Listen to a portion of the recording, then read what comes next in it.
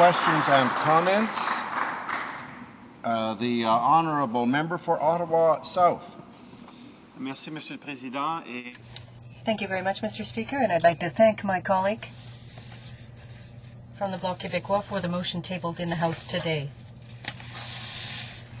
I'd like to take this opportunity to ask a few short questions about the status quo here in Canada today.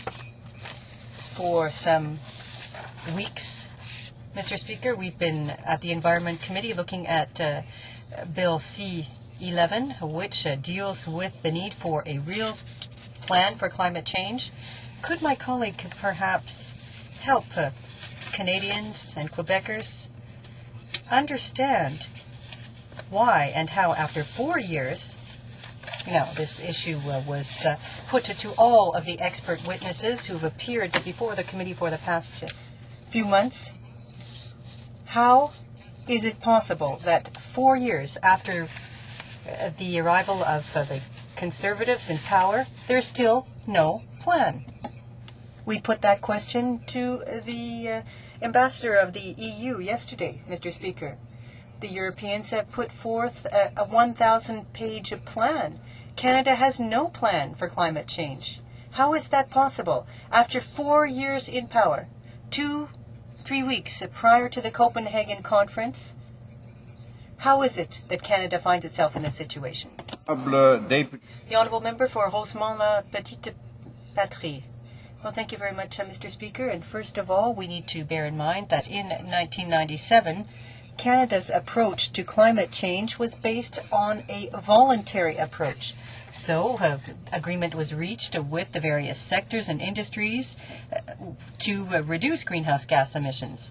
And as a result, we must note that this federal approach to climate change did not bear fruit in 1997. Following that, we had a government that not only didn't have a plan, but which, in addition to that, denied the existence of global warming. When the party that was in opposition came to power, in fact, they thought that global warming was a natural phenomenon, whereas all scientific reports and scientists were saying that 95% of greenhouse gas emissions were linked to human activity. So, Mr. Speaker, it's hardly surprising to see that the government doesn't have a plan for climate change today.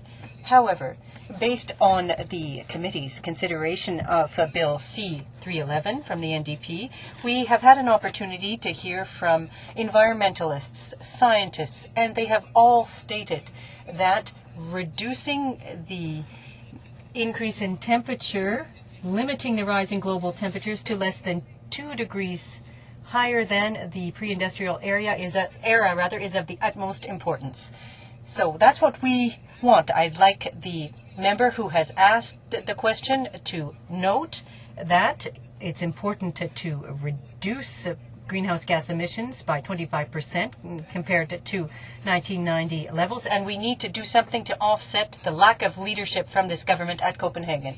I'd like to ask my colleague to clearly study the motion and read it, and to agree with the bloc so that we can send a strong voice to Copenhagen to explain to the international community that the position taken by this government are not representative of the majority of the population of Quebec and Canada, who are represented by the opposition. So I would invite my colleague to support this motion, because I think that it is consistent with what Quebecers and Canadians want. Questions and comments? Questions and comments?